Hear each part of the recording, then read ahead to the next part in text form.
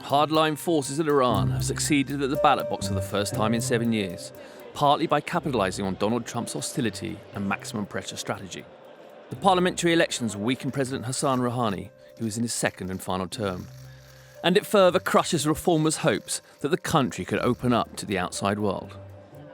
It also sets the tone for presidential elections next year, with analysts predicting another hardline victory.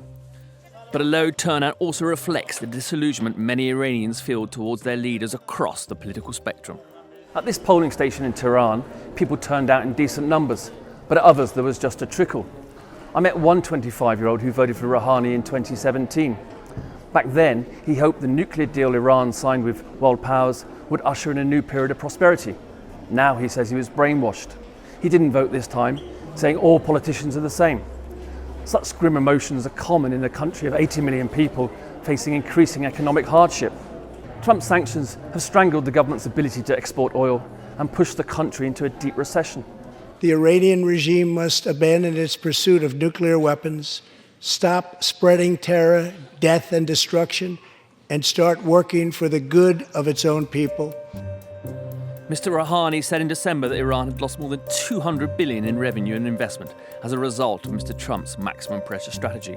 Prices soared as inflation rocketed up to about 40%, and the Iranian rial lost more than half its value over the past 2 years. The government is struggling for foreign currency, cut off from the global banking network. But shops are still well stocked. Years of isolation in 4 decades since the 1979 Islamic Revolution forced the Republic to develop a diversified economy. Iranian companies produce much of the country's food, pharmaceutical, steel and cement needs. And some factories manufacturing household appliances and textiles are expanding. This is all part of the government being forced to push import substitution policies. The car industry, which employs more than 500,000 people, is a prime example. After Peugeot and Renault pulled out of joint ventures in the country because of US sanctions, the government is desperate for local production to fill the gap and for the sector to remain an important part of the economy. I'm here at the Iran Hodra facility where the company is ramping up production. In September, it was producing just 900 cars a day, but now it's 2,000, and the company plans to go to more than 2,500 or about 2,500 in a few months. The reason for the increase is partly due to government support, help from the Ministry of Defence, which is helping produce some of the more technical components you need to produce these cars, and also because of the localisation of spare parts. Before, the company was relying more on imports. Now it's relying more on local production because of sanctions. It's an example of how Iranian companies are trying to get around the US regime of maximum pressure to ensure they maintain output. But this cannot mask the intense pressure on the economy. Iran's oil exports are vital for foreign currency earnings. Analysts estimate they've plummeted to a few 100,000 barrels a day because of US sanctions. The IMF forecasts zero growth this year. Most foreign companies have pulled out. Virtually no Western bank will do business with an Iranian entity. And that's despite the fact that most of the world, including European and Asian governments, oppose Mr. Trump's decision to pull out of the nuclear deal and impose sanctions. Iranian businessmen are forced to import goods using transshipment hubs in Iraq, Turkey, the United Arab Emirates and Afghanistan as they struggle to keep their companies going.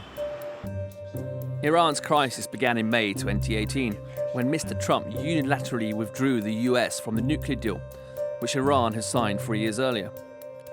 Under the accord, Tehran had agreed to limit its nuclear activity in return for the lifting of many Western sanctions. Iranians were beginning to feel the benefits as the Republic's oil exports soared. Western companies, including Peugeot and Renault, returned, keen to tap into the country's vast natural resources and large consumer market with a youthful aspirant population.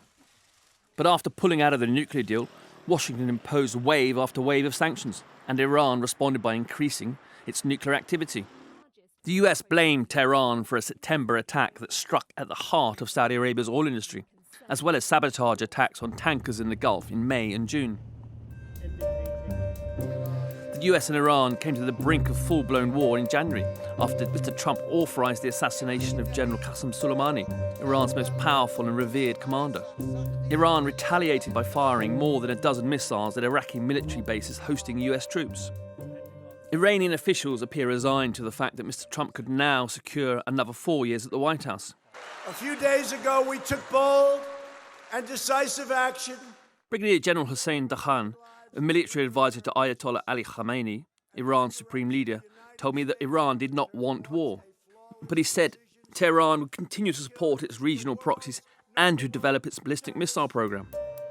The result is that the economic pressures on ordinary Iranians is only likely to increase.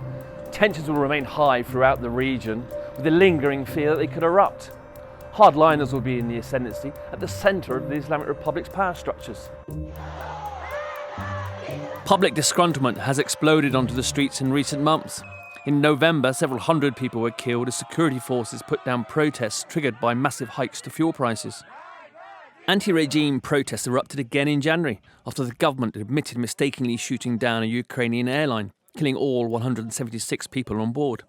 The January protests were notable for the brazen verbal attacks against the elite Revolutionary Guards and the supreme leader, Ayatollah Khamenei. Perhaps the biggest challenge facing Iran's leaders is managing the country's depleted resources while maintaining social stability.